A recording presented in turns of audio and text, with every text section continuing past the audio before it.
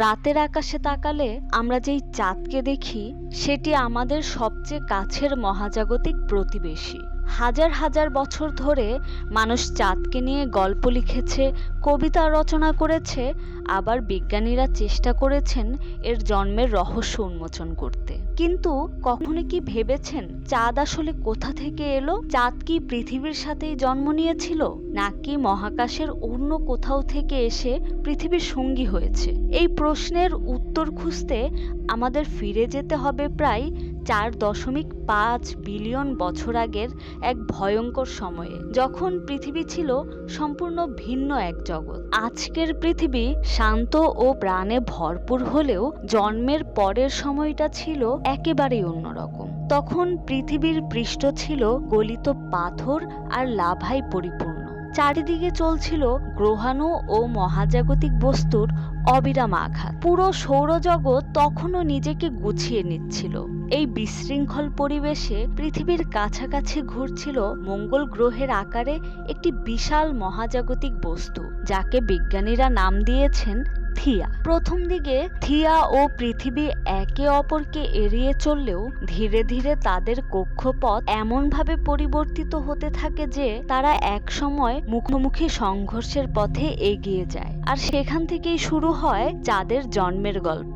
প্রায় 4.5 বিলিয়ন বছর আগে থিয়া পৃথিবীর সাথে সংঘর্ষে লিপ্ত হয়। এটি ছিল সৌরজগতের ইতিহাসের সবচেয়ে শক্তিশালী সংঘর্ষগুলোর একটি। আঘাত এতটাই ভয়ঙ্কর ছিল যে পৃথিবীর বাইরের স্তরের বিশাল অংশ এবং থিয়ার অনেক অংশ মুহূর্তের মধ্যেই মহাকাশে ছিটকে যায়। সংঘর্ষের পর পৃথিবী আবারও উত্তপ্ত গলিত পাথরের এক বিশাল গোলকে পরিণত হয়। কিন্তু গল্প এখানেই শেষ নয়, বরং এই ধ্বংসের মধ্য থেকেই জন্ম নিতে শুরু করে নতুন কিছু। পৃথিবী ও থিয়া থেকে ছিটকে যাওয়া অসংখ্য পাথর, ধূলিকণা এবং গলিত পদার্থ পৃথিবীর চারপাশে একটি বিশাল বলয় তৈরি করে। প্রথমে এই বলয়টি ছিল অগোছালো এবং অস্থিতিশীল, কিন্তু সময়ের সাথে সাথে মহাকর্ষ তার কাজ শুরু করে। ছোট ছোট টুকরোগুলো একে অপরের সাথে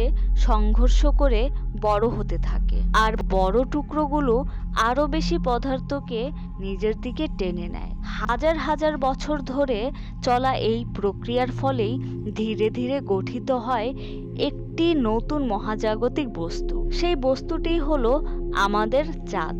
অর্থাৎ চাঁদকে এক অর্থে পৃথিবীরই একটি অবিচ্ছিন্ন অংশ বলা যায়। পুরনো একটি ঘটনার কথা বিজ্ঞানীরা কি করে জানলেন? এর উত্তর খুঁজতে আমাদের যেতে হবে বিংশ শতাব্দীতে, যখন মানুষ প্রথমবারের মতো চাঁদের মাটিতে পা রাখে। তখন শুধু ইতিহাসই তৈরি হয়নি, বিজ্ঞানের জন্যও খুলে যায় নতুন দরজা। অ্যাপোলো 11 মুন ল্যান্ডিং এবং পরবর্তী অ্যাপোলো মিশনগুলো চাঁদের পাথরের নমুনা পৃথিবীতে নিয়ে আসে।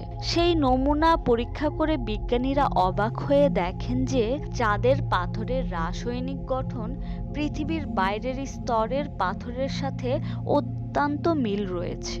এই মিলই প্রমাণ করে যে পৃথিবী ও চাঁদের মধ্যে একটি গভীর সম্পর্ক রয়েছে, এবং বিশাল সংঘর্ষ তত্ত্বই সবচেয়ে গ্রহণযোগ্য ব্যাখ্যা।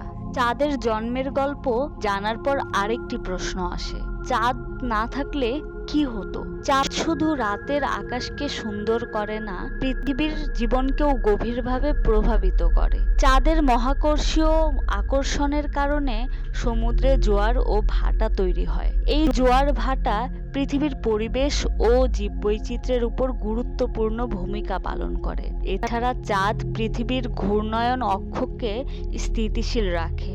এর ফলে আমাদের জলবায়ু তুলনামূলকভাবে স্থির থাকে। অনেক বিজ্ঞানী মনে করেন চাঁদ না থাকলে পৃথিবীতে জীবের বিকাশ আজকের মতো নাও হতে পারত। চাঁদ আজও স্থির নয়। প্রতি বছর পৃথিবী থেকে প্রায় 3.8 সেন্টিমিটার দূরে সরে যাচ্ছে। যদিও এই দূরত্ব খুবই সামান্য, কিন্তু কোটি কোটি বছর পর পৃথিবী ও চাঁদের বর্তমান সম্পর্ক অনেকটাই বদলে যাবে। তবুও আগামী বহু কোটি বছর ধরে পৃথিবী আমাদের আকাশের বিশ্বস্ত সঙ্গী হিসেবেই থাকবে। তাই যখন পরের বার রাতের আকাশে চাঁদের দিকে তাকাবেন, তখন শুধু একটি সুন্দর আলোকিত গোলক দেখবেন না। ভাবুন, এটি এমন এক মহাজাগতিক স্মৃতিচিহ্ন যার জন্ম হয়েছিল পৃথিবীর ইতিহাসের এক ভয়ঙ্কর সংঘর্ষ থেকে। ধ্বংসের সেই মুহূর্তেই সৃষ্টি করেছিল এমন একটি জগৎ যা আজ পৃথিবীর সবচেয়ে কাছের সঙ্গী। চাঁদ শুধু আমাদের আকাশেরই অংশ নয়, এটি পৃথিবীর নিজের ইতিহাসেরই একটি হারিয়ে যাওয়া টুকরো।